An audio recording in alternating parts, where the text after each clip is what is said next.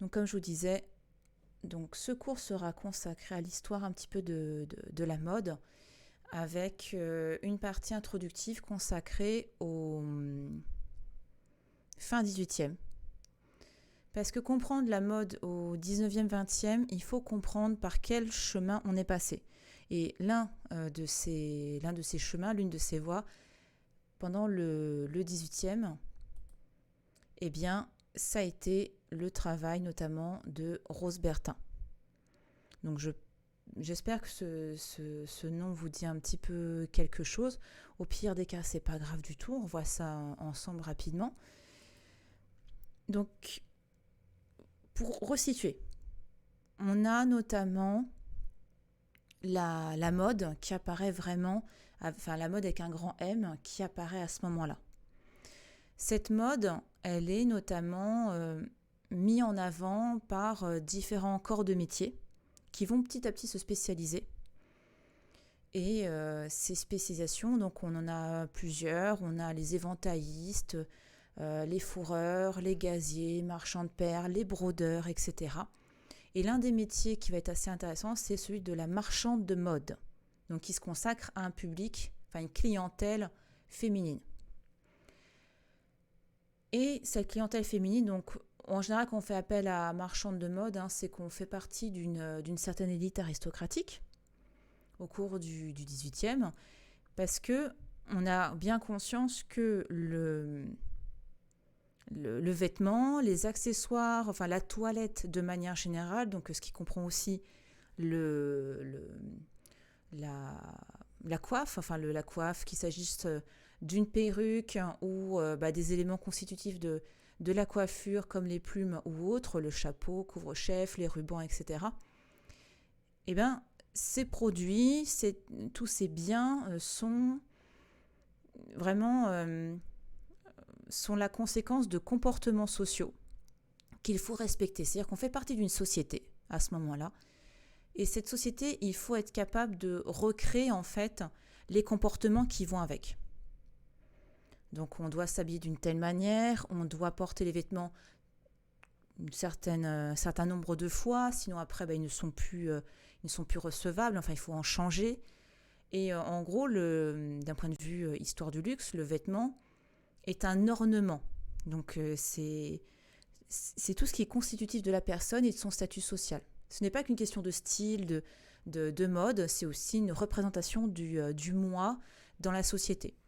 Et cette marchande de mode, je reviens à la marchande de mode, elle est là comme une sorte de conseiller, mais qui n'a pas vraiment son mot à dire, dans le sens où la marchande de mode doit suivre ce que la cliente veut. Et après, donc la cliente a des exigences, elle lui dit tiens, je voudrais ça, ça, ça, ça, ça. Et ensuite, la marchande de mode va aller voir différents fournisseurs pour avoir donc différentes matières, les rubans, les plumes, les motifs, etc. Donc en gros, elle, la marchande de mode va être la coordinatrice de tout ça.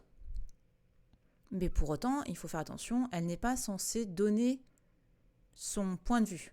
Elle est censée en fait répondre à une demande. Et pour parler de la haute couture, donc de l'origine de la haute couture, on ne peut pas mettre de côté Rose Bertin. Parce que Rose Bertin va être à l'origine d'un changement dans la conception du métier de couturier. C'est-à-dire que Rose Bertin va, d'ailleurs son surnom c'est la ministre des modes, elle va travailler pour la reine Marie-Antoinette et elle va petit à petit donner une opinion. Elle va petit à petit guider la reine dans ses choix. Après, ça reste modeste, mais ça reste majesté, le bleu, ça vous va mieux par rapport à la teinte de vos yeux, etc. Donc ça, c'est léger, mais c'est suffisant pour impulser ce petit quelque chose qui va être à l'origine de la haute couture. Parce que la haute couture, c'est la manière dont un couturier va devenir un artiste finalement. Couturier dans le sens où là, les métiers de la couture existent, mais ce sont des personnes qui travaillent en chambre, ce sont des prestataires qui suivent ce qu'on leur dit de faire. Là, Rose Bertin va insuffler ce petit quelque chose qui va justement dire « Ah, je pense, en tant qu'artiste ». Et au fur et à mesure, Rose Bertin va devenir une des marchandes de mode les plus incroyables du royaume, les plus réputées. Et on veut du Bertin. On ne veut pas des robes, on veut du Bertin. Et ça, cette configuration-là, ça va être très important pour la suite, pour la naissance de la haute couture. Et Rose Bertin, en plus, elle était reçue par la reine en tête-à-tête. À l'époque, c'est interdit. À l'époque, d'ailleurs, c'est très mal vu. La reine n'est pas censée recevoir en tête-à-tête une marchande de mode toute seule. Donc, on va passer de la proposition, donc c'est-à-dire que la cliente va vouloir des choses, elle va faire ses propositions, et Rose Bertin va commencer un petit peu à changer tout ça. Et donc, ça va permettre au 19e aux acteurs du 19e de petit à petit s'implanter comme futurs couturiers. Ça va déjà, ce petit rappel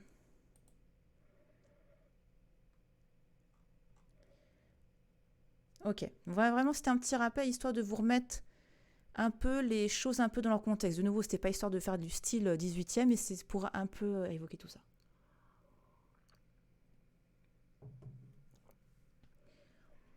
Alors pareil, début 19e, l'idée, je vais vous parler un petit peu de style, pour que vous compreniez l'évolution de la mode, et surtout ce qui va nous intéresser, c'est plus la seconde moitié du 19e. Au début du 19e siècle, la mode va être très tributaire des événements qui se passent dans le contexte historique et politique. Et ça, on verra, c'est pareil tout au long du 19e, du 20e, etc. Mais là, pour resituer un petit peu, donc j'ai pris deux frises que je trouve intéressantes. Donc une frise historique en haut qui vous permet un petit peu de resituer chaque grand événement avec les principales inventions du siècle, pour resituer un petit peu justement le fait que à la veille de la Révolution française, on a déjà certaines améliorations technologiques, on a des inventions technologiques comme la machine à vapeur, on a petit à petit une industrialisation du secteur. Après, la machine à vapeur, c'est plus en Angleterre, mais ça va également arriver en France. Et la Révolution va être un moment phare, évidemment, de l'histoire, de la politique française. Et d'un point de vue mode, on va voir que les comportements des personnalités vivant à ce moment-là, ça va avoir une incidence sur le vêtement. On a, en fait, pendant la Révolution française, on va avoir donc l'envie un petit peu de casser avec l'image d'un royaume, d'un royaume qui en fait n'est plus du tout le bienvenu.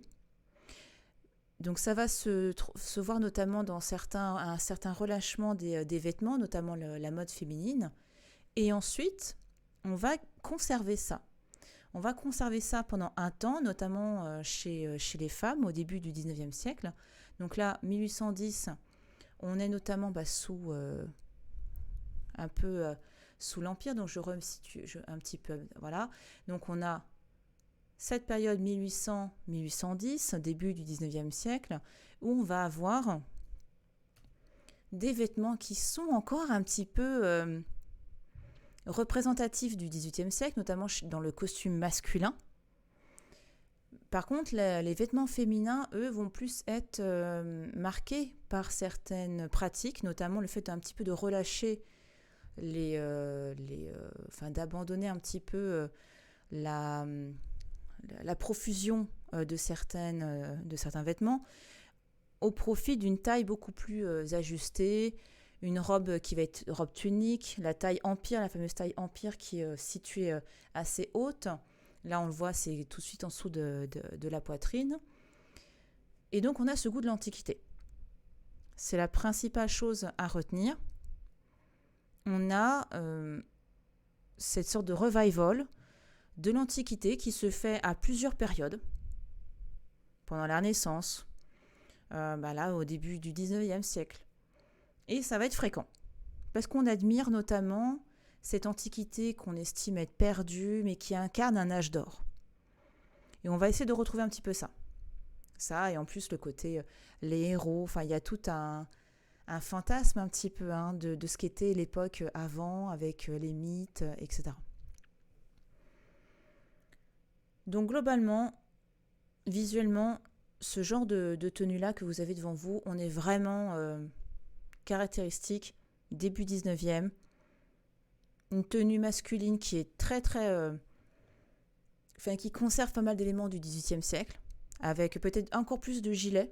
Il y a une superposition de gilets, parfois avec des formes assez particulières, notamment le col montant. Mais en tout cas, on essaie quand même de faire attention à ne pas trop attirer l'œil. Ouais, si on peut dire ça comme ça. Et on a aussi, pour les messieurs, les bretelles qui apparaissent, le pantalon qui est dans les bottes et le haut de forme qui apparaît aussi. Et dernier petit élément, les matériaux, notamment la soie. On va avoir sur le territoire français une localisation assez importante située au niveau de la région lyonnaise. On va voir vraiment une industrie de la soie. Et cette industrie de la soie va, en fonction des époques, connaître des problèmes. On a eu notamment la maladie du ver à soie.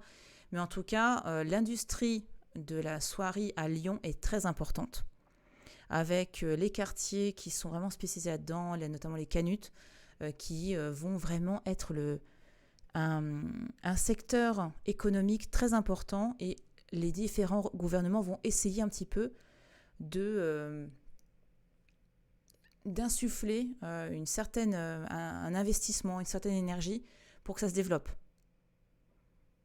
Parce que la problématique des métiers spécifiques au textile dans le luxe, c'est que si on ne trouve pas des produits luxueux qui nous plaisent en France, on va les faire importer d'ailleurs. Et ça, c'est jamais bon pour l'économie du pays. Donc, les différents gouvernements, notamment sous Napoléon I et Napoléon III, l'idée, ça va être un petit peu de booster vraiment cette économie de la soie à Lyon pour éviter les importations, notamment les indiennes qui venaient d'Angleterre. En fonction de la qualité, ça pouvait venir de l'Inde également. Mais en tout cas, c'était via l'Angleterre que ça transitait. Donc, on va privilégier pas le local, mais le national.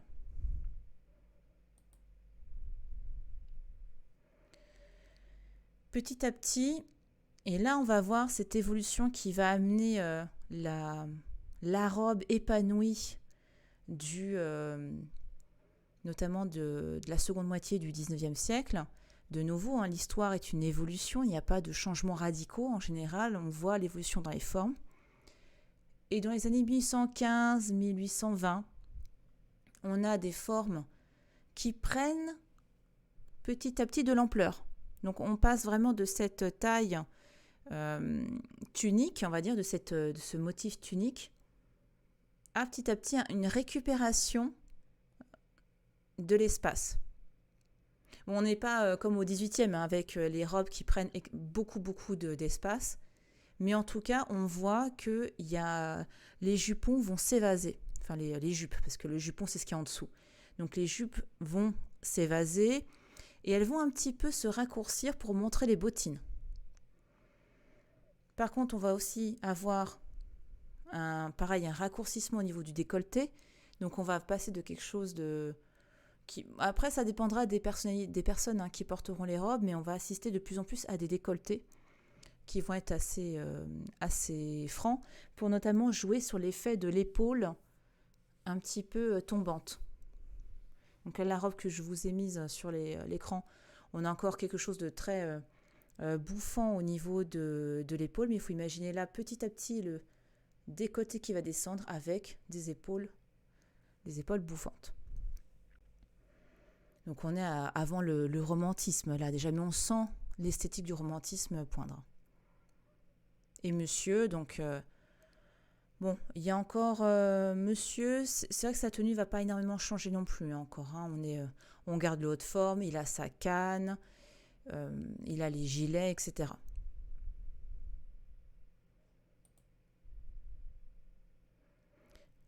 Et dans les années 1840, on arrive à cette mode du romantisme, vraiment. Donc là, on voit le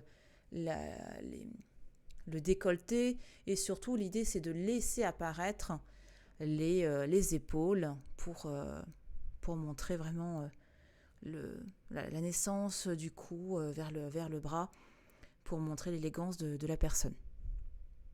Pareil, hein, les jupes prennent de plus en plus d'ampleur et on a la taille qui redevient marquée.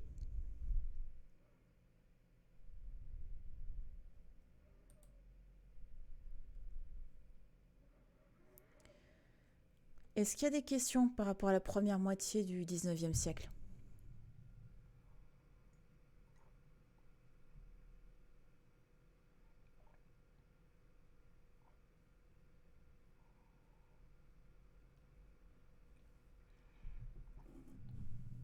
Ok.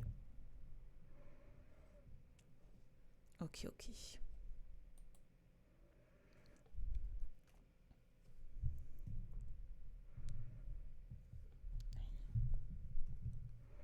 Donc, maintenant, on va voir un petit peu la seconde moitié du 19e siècle, qui est une période très importante pour l'histoire de la mode, notamment par rapport à toutes les problématiques de distribution et de fabrication qui vont être à l'origine également de la haute couture. Donc pour resituer Second Empire, on est 1852-1870. Donc là, Napoléon III va... en fait, il s'agit d'un coup d'État. Et il va donc devenir empereur des Français. Son empire prendra fin en 1870 pendant la guerre contre la Prusse, donc pendant la défaite de Sedan notamment. Et ensuite, ça va amener la Troisième République de 1870 jusqu'à 1940. Pour vous situer un petit peu historiquement où est-ce qu'on se place. Niveau avancée technologique, il y a plein de choses. On a le développement notamment du téléphone, l'appareil photo qui va vraiment se développer. C'est-à-dire qu'il a été inventé début 19e, l'appareil photo, mais il va connaître une très grande utilisation, une très grande consommation. Bon, même si, attention, c'est relatif. C'est pas comme nous aujourd'hui qui avons tous un appareil photo facilement sous les mains. Mais en tout cas, ça va se démocratiser. On va avoir de plus en plus d'appareils photo. On va avoir des recherches au niveau scientifique avec Louis Pasteur, puis plus tard Marie Curie, on sort même, on est plutôt Troisième République, même Louis Pasteur, vous me direz. Mais en tout cas, on a aussi, question évolution, le chemin de fer, qui va énormément se développer. On va avoir de plus en plus de voies. Donc là, comme ça, on se dit, quel intérêt ? Les gens voyagent, et les idées voyagent avec eux. On a les artistes qui voyagent beaucoup, on a également un développement des transports, notamment maritimes, et ça va amener notamment beaucoup de clients à Paris. Mais ça, tout ce qui est bateau, c'est encore long. Hein. Le voyage en bateau à vapeur, c'est plus au cours du début du XXe siècle que ça a vraiment une très grande incidence sur l'histoire de la haute couture. Mais au moins, voilà. Second Empire, chemin de fer. Pour retenir un petit peu les choses plus simplement. Donc voici Napoléon III, qui règne sur l'Empire français de 1852 à 1870. Et en général, on retient donc certaines choses sous son règne. Donc on va, pour synthétiser pour le cours, Donc, c'est une période très, très propice au luxe, au faste de manière générale. Donc, on a une industrie qui est assez prolifique, qui fonctionne. En gros, l'empereur souhaite développer les entreprises françaises. On a notamment l'apparition des premières maisons qui se développent, maisons de luxe, qui se développent à ce moment-là. Et Napoléon III va encourager tout ça. Il va encourager aussi la production de la soie et sa consommation, notamment par les couturiers. C'est aussi une période de construction. Paris, à ce moment-là, est une ville. Il faut à un moment donné se dire que Paris, nous on connaît Paris avec les boulevards, les égouts, même les trottoirs, on a les parcs, etc. À l'arrivée de Napoléon III au pouvoir, il n'y a pas grand-chose. C'est-à-dire que Paris, pendant longtemps, a le même visage, et ce qui va être problématique parce qu'on est de plus en plus. Donc des petites routes, des petites rues où on a, là je vous ai mis la première moitié du siècle, la population de Paris va doubler, rien que la première moitié du 19e siècle. Donc d'un point de vue transport, d'un point de vue vie de la ville, ça va être impossible à gérer. Il y aura des bouchons, ça va être catastrophique. Et puis en plus, il y a un gros problème, il n'y a toujours pas d'égouts. Donc il y a les égouts, donc tout ce qui permet l'assainissement de l'eau, c'est très très très mal mis en place. Il n'y en a quasiment pas. Le système des égouts tel que nous, on connaît aujourd'hui, c'est sous le Second Empire que les travaux commencent. Pareil, le métro.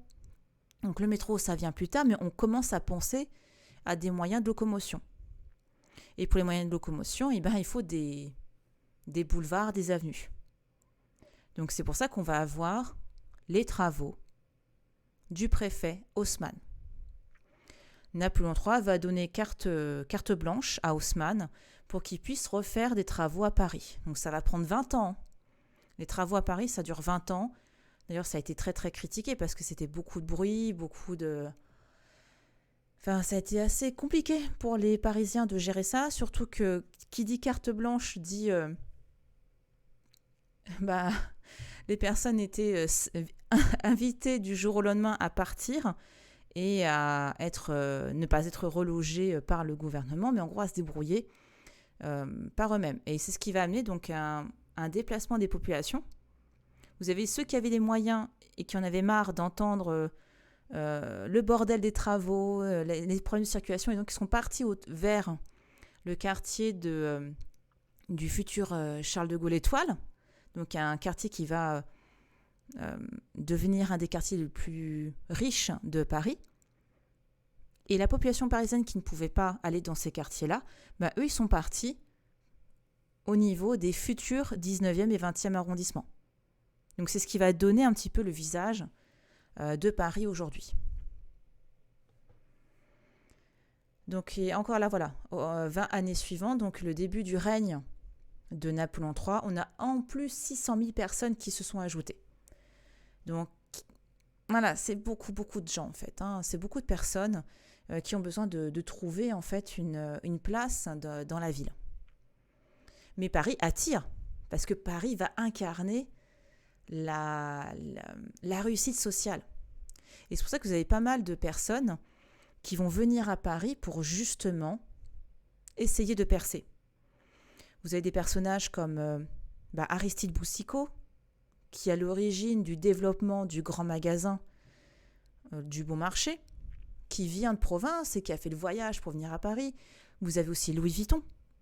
Louis Vuitton est venu de province à pied pour essayer de percer à la capitale.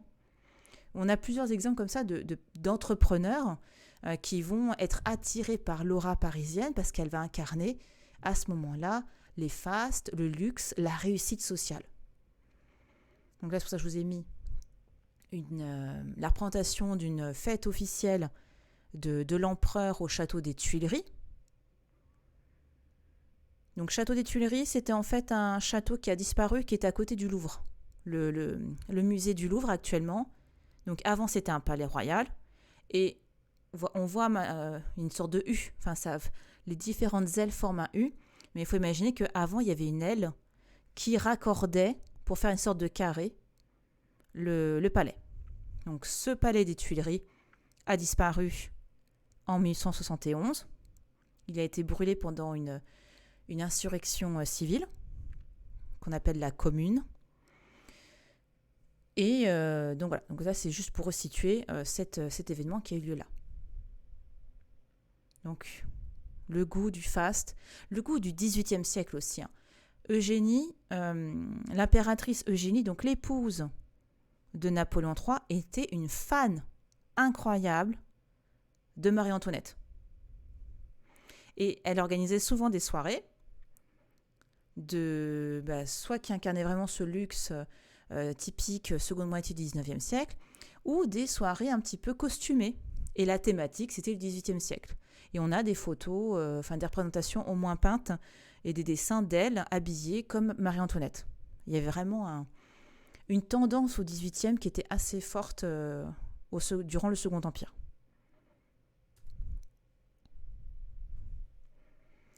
Ce faste va aussi s'incarner par des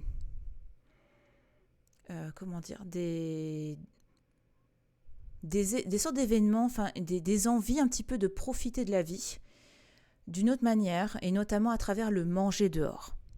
Il y a notamment l'émergence des restaurants. Les restaurants vont énormément se développer à la suite de la Révolution française, notamment parce que vous avez pas mal de personnes, de cuisiniers qui travaillaient pour l'élite aristocratique, qui sont retrouvés un petit peu au chômage à la suite de la Révolution française et qui vont donc trouver métier ailleurs et qui vont, en plus, on va encourager le principe de l'entrepreneuriat, donc ils vont créer des endroits pour manger. Donc soit ils vont aller travailler notamment au sein de la bourgeoisie, soit ils vont créer leur structure. Et ce seront les futurs restaurants. Les restaurants vont se développer. On adore ça. En fait, on a envie de profiter de la vie. Donc ça va passer par le manger dehors, aller au restaurant. Ça va aussi passer par le tourisme. Donc là, je vous ai mis quelques tableaux de Jean Béraud, que j'aime beaucoup parce que Jean Béraud, B-E-R-A-U-D, est un peintre qui aimait beaucoup représenter des scènes de la vie quotidienne du XIXe siècle. Et ça nous permet un petit peu de voir le comportement des personnes. Donc là, ça permet un petit peu de voir aussi l'élégance, le mythe de la Parisienne qui se met en place, avec cette dame qui est en train de se maquiller dans le miroir, les hommes qui fument et qui la regardent aussi, les comportements de consommation, l'alcool, l'absinthe, etc. Donc malheureusement, Paris, là-dessus, était très... même pas que Paris, mais en tout cas, il y avait un très gros problème d'alcoolémie en France. Mais c'est au moins pour montrer cette élégance de la Parisienne qui se maquille, qui a son bâton de rouge à lèvres avec elle et son bois de plume avec elle.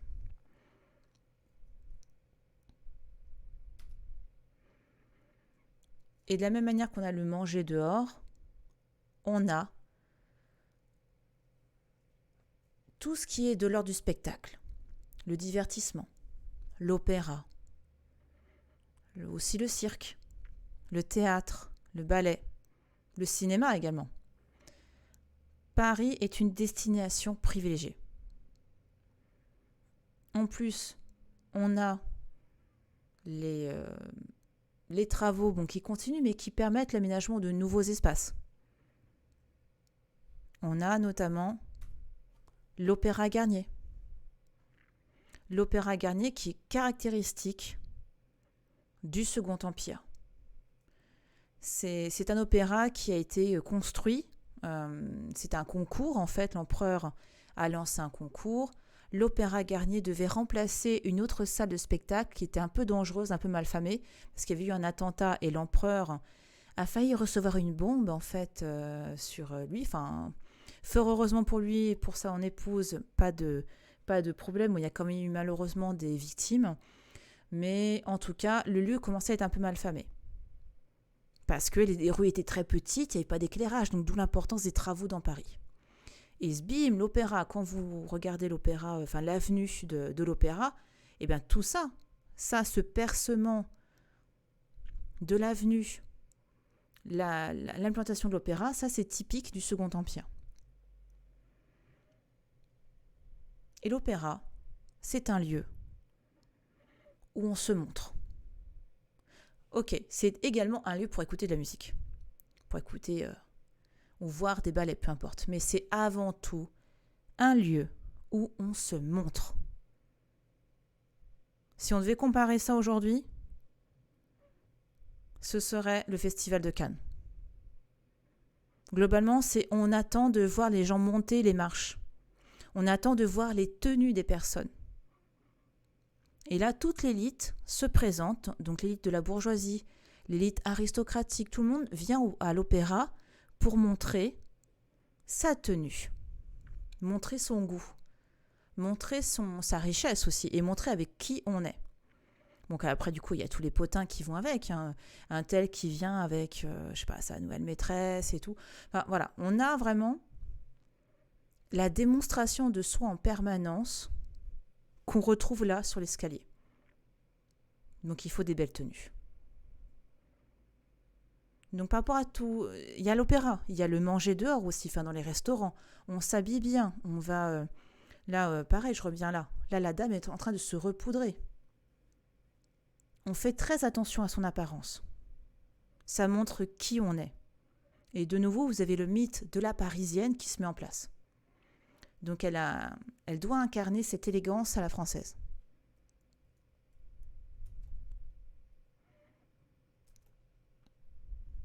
Et à côté de ça, on a les lieux un petit peu plus populaires. Et tout le monde y va. Tout le monde va dans les bals. Et c'est là où on va essayer de mettre la plus belle toilette. Mais tout le monde n'a pas le même statut social, tout le monde n'a pas le même portefeuille. Mais c'est pas grave, ce sont des... Paris, la nuit, c'est le moment clé où tout le monde se mélange. Et tout le monde va dans des quartiers un petit peu... en général, ils se rejoignent dans les quartiers futurs Moulin Rouge et tout ça. Donc, il y avait déjà une partie du Moulin Rouge qui était en place, mais on se retrouve dans les cabarets, dans les parcs. Il faut imaginer que là, il n'y a pas franchement de barrière sociale. Hein. Enfin, il y a une barrière sociale par rapport aux vêtements. On reconnaît les personnes qui sont plus à l'aise financièrement que d'autres. Mais globalement, tout le monde fréquente ces lieux parce que c'est le plaisir de coquiner, quoi, en fait. L'idée, c'est un petit peu... de sortir un petit peu, de se mettre en danger pour la bourgeoisie. Pour eux, c'est le petit plaisir, quoi. C'est d'être la fripouille de la soirée, quoi, si on peut dire ça comme ça.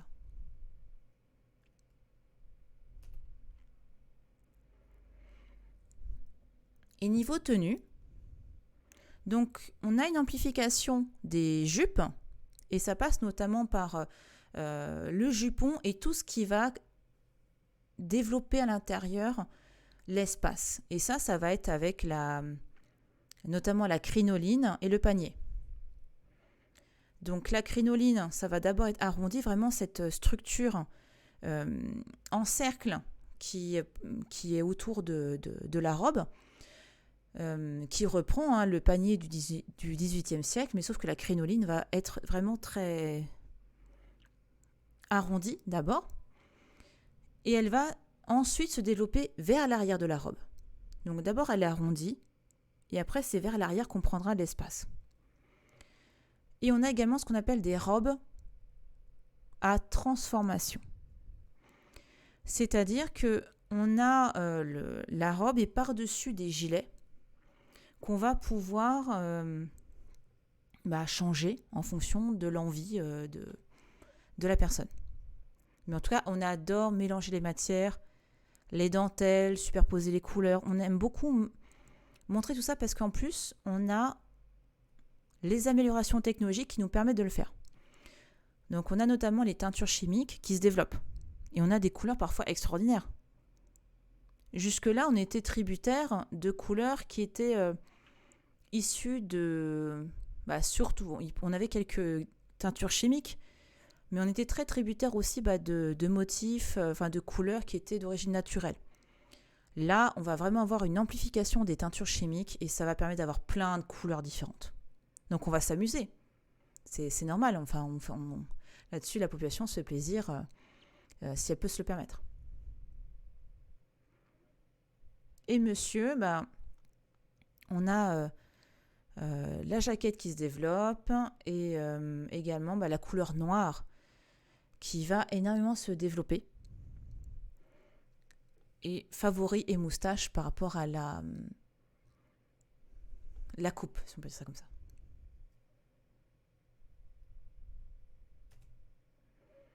Donc là, c'est pour vous montrer la jupe cage en dessous, où on pose les jupons et ensuite les jupes et robes. Et à droite, voilà, on voit que le panier va vers l'arrière, petit à petit. On prend encore de l'espace, mais pour ça que là, la photo est de 3/4. Ça vous permet de voir que ça va vers l'arrière notamment. On prend de plus en plus de place vers l'arrière. Et ça, c'est une habitude, une mode qui est tributaire du XVIIIe siècle. Déjà parce que l'impératrice est fan de Marie-Antoinette. Donc forcément, si l'impératrice aime, les femmes de la bourgeoisie aiment. Ça, il y a une transmission de la mode de cette manière-là. Et en plus, qui dit prendre de l'espace dit occupation d'un espace, donc je suis quelqu'un qui prend de la place, qui a son importance. Donc il y a cette dynamique sociale aussi derrière, cette envie de montrer son prestige social parce qu'on prend de la place. Et on s'écarte quand la personne passe. Et ça, c'est une tradition du XVIIIe siècle notamment. Enfin, pas que du XVIIIe siècle, mais ça s'est énormément développé au cours des XVIIe, XVIIIe siècles.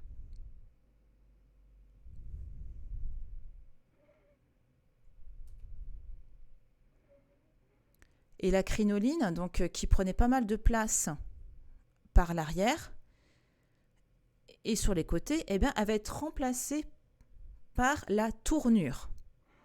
La tournure, c'est ce que vous avez là. Donc, cet élément qui va permettre d'avoir une sorte d'effet rebondi sous le vêtement, mais que situé vers l'arrière. C'est ce qu'on appelle les faux culs. L'expression faux cul, en fait, ça vient de là. C'est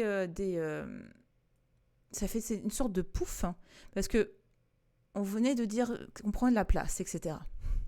Sauf que prendre trop de place, c'est un peu contraignant parfois pour se déplacer dans les lieux. Et surtout, si on va dans certains... la journée, qu'on va au restaurant, parfois, c'est un peu contraignant. Donc, on garde un petit peu aussi l'idée d'espace, mais on se rend vite compte que s'asseoir, c'est pas si simple que ça, en fait, avec ces vêtements-là.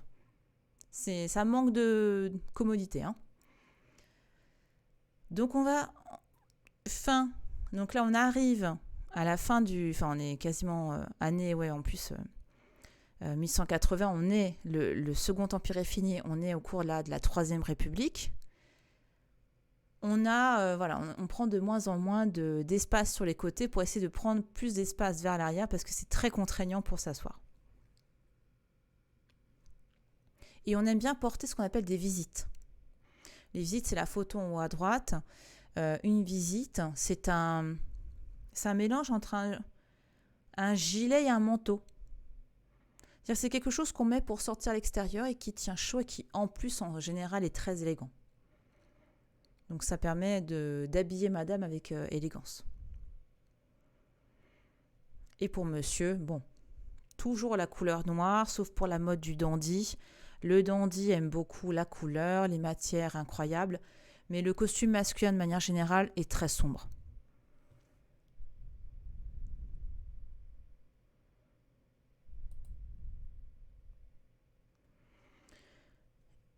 Est-ce qu'il y a des questions par rapport à la seconde moitié du 19e ?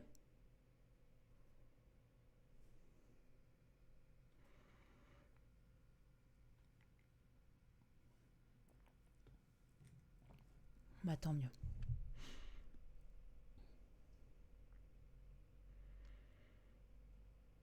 Ok, donc ce qu'on va faire là, on va faire une petite pause de 10 minutes. On reprend à 10 heures. Et ce qu'on va faire, c'est qu'on va faire une petite expo virtuelle pour un petit peu vous voyez autrement, notamment la mode. J'ai choisi une expo sur la mode au temps des impressionnistes. Je me suis dit comme ça me permettrait de voir pas mal de petites choses. On va faire ça pendant